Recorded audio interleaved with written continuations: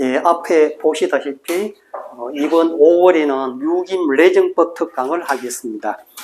레정뿐만 아니라 당면한 문제와 그 해결책 제시라고 정했는데요.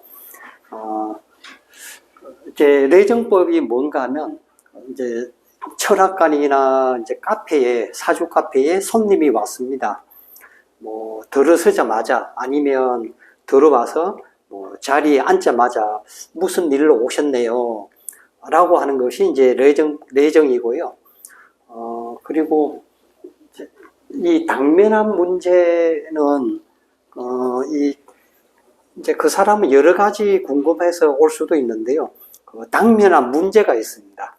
그래서 오늘 수업은 뭐 레정도 중요하지만 그 당면한 문제가 무엇이고 그 당면한 문제가 어떻게 풀릴지, 그러니까 그 기lum을 알아보는 그런 수업입니다.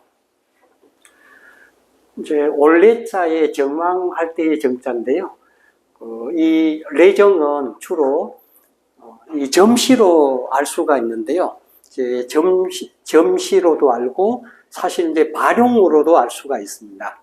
그래서 이제 점시하고 이 발용, 이제 발용은 이제 초전이라고 하는 곳인데요. 점시와 발용을 보면 그 사람의 내정 그리고 용건을 이렇게 알 수가 있기 때문에 그 두 가지를 벗어나는 경우는 잘 없습니다. 그래서 이제 이 점시와 발용을 이제 같이 사용을 하면 그 내정을 알 수가 있겠고요. 그 당면한 문제는 그 발용을 보는 것이 좋고요. 그 당면한 문제와 그 결과는 발용과 중전과 말전을 보고 이제 판단을 하면 이제 정확합니다.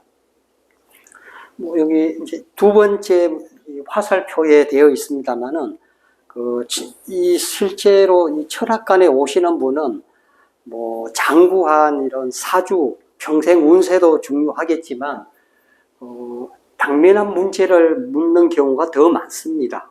훨씬 많습니다. 그래서 이제 사주하는 분들이 좀 목말라 하는 부분이 뭔가 하면 이 부분이 사주로 좀 약한 경향이 있습니다. 사주로도 잘 푸는 분도 참 많고 하지만 사주를 오래 하신 분도 예를 들면 이제 자신의 문제는 사주로 좀 알기가 어려워서 이런 육효점이나 또 육임점이나 아니면 다른 점으로 이렇게 풀고자 하는 노력들을 하고 있는데요.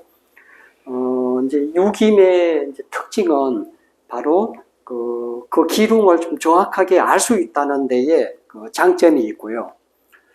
그래서 이제 육임을 알면 미래가 보인다는 이 책은 이제 육임인문이라는 책이 나오고 나서 이제 바로 이게 나오는 게 순서였는데요. 육임인문과 육임실전 1, 2, 필법부 등등이 나오고 나서 2018년인가 2019년도에 이게 나왔습니다. 2019년도네요. 굉장히 좀 늦게 나온 책인데 그만큼 제가 좀 나쁘게 살았다는 이제 뜻도 됩니다만은 이 좀 더 일찍 나왔으면 좀 더 좋지 않았을까 하는 생각인데요. 바로 이제 이 책에 이 당면한 문제와 답을 이렇게 적어놨습니다. 그래서 이제 역학계에서 많은 책들이 정말 있습니다. 사람의 궁금한 것을 풀기 위해서, 숙제를 풀기 위해서 사주, 자미두수, 기문둔갑 이러한 하락이수 이러한 이제 명학책과 타로 카드나 육효점이나 또 여기서 이제 하는 매화역수점이나 많이 있습니다만은 이 책의 특징은 찾아온 용건과 답을 적어놨다는 건데요. 저는 다른 책에서는 그걸 본 적이 없어요. 그래서 이제 이 책이 이 책의 진가가 이제 바로 이 부분에 있지 않겠나 그렇게 생각을 하고요.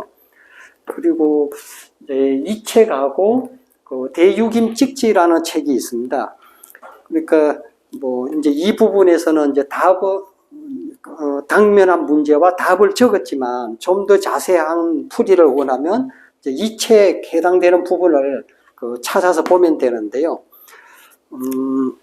뭐 이렇게 연동해서 보면 좋기는 합니다만은 뭐 이 책 이제 6권짜리인데 뭐 좀 이 책을 판매하는 판매 사원 같아서 좀 쑥스럽습니다만은 저는 이제 잘 활용해야 된다는 측면에서 이제 소개 말씀을 드렸고요. 그러면 이제 유기물레정법 특강 첫 번째 주제는 수업의 주제는 우선 이제 유기면은 720과라는 게 있다는 것을 먼저 아셔야 하는데요. 여기 이 책의 60일전에 따른 720과가 다 수록이 되어 있습니다. 그럼 이제 60일진을 쓰고 하루에는 12점시가 있습니다. 그래서 60 곱하기 12를 하면 720이 되고요. 그래서 이제 이런 과정 천지반도와 가전도가 이제